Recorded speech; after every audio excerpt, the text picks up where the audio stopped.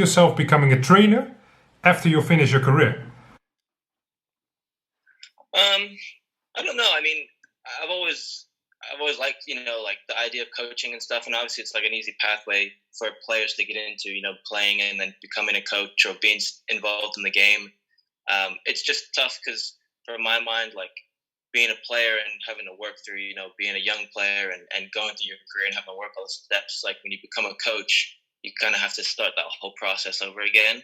And I don't know. I just don't know if that's something I'd want to do. I mean, like if I was going to coach, I'd like to coach like an academy or something like that where, the kids have already decided they're at that age, like 14, 15, where football is serious for them, Because I don't know if I have the patience for kind of coaching club soccer and Pee Wee soccer kind of stuff.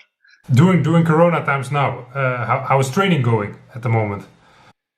Yeah, it's good. So, obviously being away from the club and not being able to train in small groups yet, it's good because the club has been it's been good. They've been on top of sending every week workout regimes and specific targets for fitness and strength and stuff like that. And we all have like the heart rate or the GPS stuff. So it's you can't really hide because you do a workout, you have to send all the data in. So it's good. It's strange, working out by yourself and doing all the training stuff by yourself. But it's good. It's just kind of staying ready. Really, you never know when you're going to be back and how things will pan out, kind of stuff. But does it look like the competition is going to finish, or they're gonna restart it? They're trying to figure it out right now. I think they want to, but it's just like with a lot of leagues, they're trying to figure out the logistics and how many games and that kind of stuff. So I think the intention is for the league, they want to come back, and I think a majority of people want to come back. It's just trying to figure out so all parties involved are happy with it, kind of thing. If you look to your game on the field, what do you see as your strongest point on the field if you're playing? I would say probably my reading of the game. I feel like I'm a pretty intelligent player, and just like my range of passing. I think that's probably my strongest suit. I'm not really like a dribbler, or I'm not a flair player, but I'd like to think that I'm pretty accurate when I pass, and I'm good at just retaining simple possession. Playing in that six is something that I really like. I know it's a position that you're never going to be on the highlight reel, or you're never going to be that guy kind of thing. But it's an important position, and I enjoy playing it. So yeah, I remember once Zidane said about when he played with Makalele, they sold him to Chelsea. Yeah.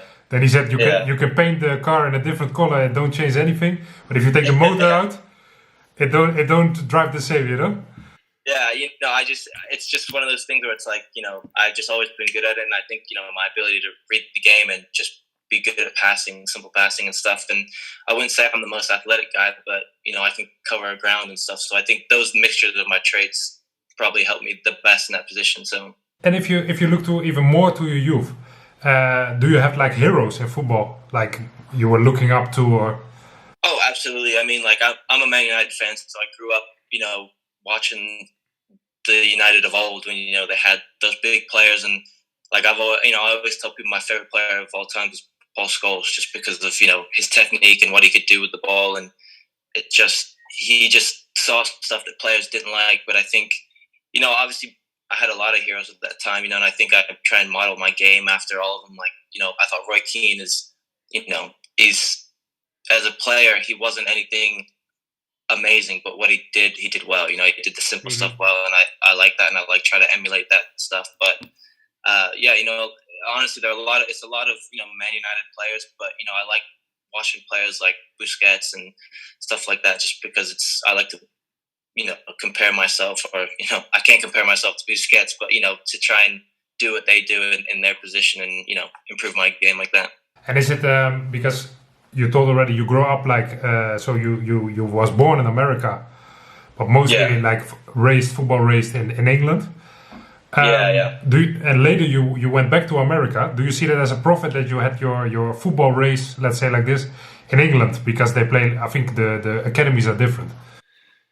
Yeah, no, I agree. It was nice to get a different perspective on things. I mean, I think being born in America, because my mom is English, so when we moved back there, when I played club, I got scouted for academies back in England, and that's why I moved back. And just being able to be in that system, and I've played I haven't played at the highest levels in England, but playing, in professional academies and then playing like non-league and all these different, I got a good, wide perspective on football. And I think, it humbled me a bit because, you have to work hard to achieve what you want, because especially in a place like England where everyone wants to be a footballer, and there's so many levels of the game that I think it helped when going to America because I had that football knowledge of, kind of being a crafty player and knowing the game. Whereas in America, maybe not a lot of players know the game like that because they don't grow up around it. But, there definitely is the athleticism, what they take seriously over there is the physicality and stuff. So it's I've had a nice mix of